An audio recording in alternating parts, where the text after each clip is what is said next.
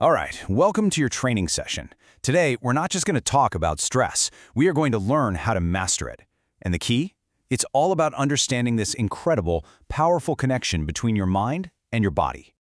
Okay, here's our game plan. First, we'll see what stress is really doing to you. Then, we'll dive into the mind-body science, the power of your own breath, build a real-world playbook you can use right away, and finish up with the ultimate payoff, a supercharged immune system. Let's get into it. So first things first, we have to get this one thing straight. Stress isn't just in your head. It's not just a feeling. It's a very real, very physical process that's happening inside your body. Which leads us to the big question, right? When you're feeling all that pressure and you're totally stressed out, what's actually going on at a biological level? The toll of long-term stress, it is wild. I mean, we're talking about speeding up aging, right down at the cellular level. It actually shortens these little protective caps on our chromosomes. And get this, just feeling socially stressed can set off the same kind of inflammation as a physical injury. It can even weaken how well things like vaccines work. That's a huge deal. Okay, so that brings us to the core principle that makes managing all this possible, the link between your mind and your body. It's not some new age philosophy. It is hard science. For centuries, people debated this. Were the mind and body two totally separate things? But modern science has pretty much settled it. What we think of as our mind is a direct product of our physical brain. That means what you think and what you feel, well, it directly creates a physical state in your body. They're one and the same. And in fact, there's a whole field of science dedicated to this stuff. It's got a mouthful of a name, psychoneuroimmunology, or PNI for short. PNI isn't asking if there's a connection anymore. Nope.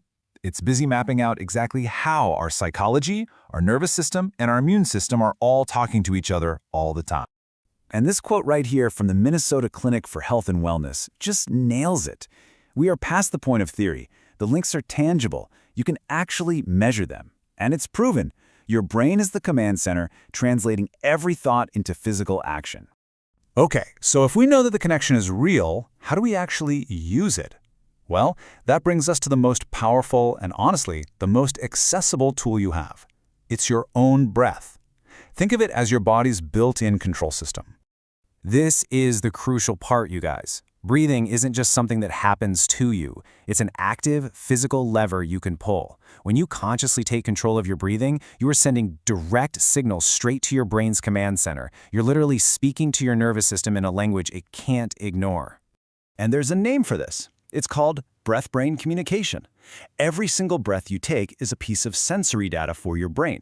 So by making that data, your breath, rhythmic and slow, you're not just kind of calming down. You are actively synchronizing different parts of your brain. And that is the biological foundation of emotional regulation. So how does this magic actually happen? Well, first off, that rhythmic breathing literally syncs up your brainwaves. Super cool. It also stimulates something called the vagus nerve, which is basically the master switch for your body's chill-out system. Breathing through your nose, that gets the parts of your brain tied to emotion and memory involved. But my favorite part is this idea of disentrainment. Seriously, think of your brain like a computer that's frozen on a stress program. Your breath is the reboot button. It just interrupts that whole faulty loop and gives you a fresh start. Okay, let's get practical. Time to dive into the training. This is not about vaguely taking a deep breath. Oh no, we are going to build your playbook based on a major scientific review of what actually works. So it's really important to know this. Not all breathing exercises are created equal. Researchers went through dozens and dozens of clinical trials to figure out why some of these interventions work wonders and others just don't. The playbook we're building right now is based on that hard data, not just some nice ideas. And what the data shows is that there are 4 key ingredients for success. 4 things that are statistically significant. 1, guidance matters. Following a human voice, live or recorded, is way more effective. 2, you gotta do it more than once. Consistency is king. 3, the pace needs to be slow. And 4, the session has to be 5 minutes or longer. Anything less just doesn't have the same impact. All right, team, here is your playbook. 4 simple steps straight from the data. Number 1, find a guide. You need that human voice, even a recording works. 2, practice for at least 5 minutes. Don't shortchange yourself. 3, get comfortable. Seriously, find a spot where you won't be bugged. And 4, and this is the big one, repeat it. You gotta do it more than once. That's how this goes from being a neat trick to a real skill. Now, let's bring this all full circle. Let's connect this simple practice back to where we started. Because the ultimate payoff here isn't just feeling less stressed out in the moment. It's about fundamentally changing your physical health by strengthening your immune system. And let's be super clear about something. This is not some fuzzy power of positive thinking idea. This is about biology. Different mental and emotional states create different, totally measurable biological realities inside your body. It's that direct. I mean, the data just lays it all out there. Chronic stress and anxiety, they're directly linked to lower activity in your natural killer cells. Those are the frontline soldiers of your immune system, and higher inflammation. But on the flip side, those positive psychological states, the kind you build with practices like this, they're shown to actually boost the activity of those exact same immune cells. Now, just to be thorough, because good science is honest science, it's really important to point out some limitations here. A lot of the current research has been done with mostly Caucasian participants, and many of these mindfulness programs were developed within a very Western framework. So we absolutely need more research to really understand how this works across all the diverse groups of people out there.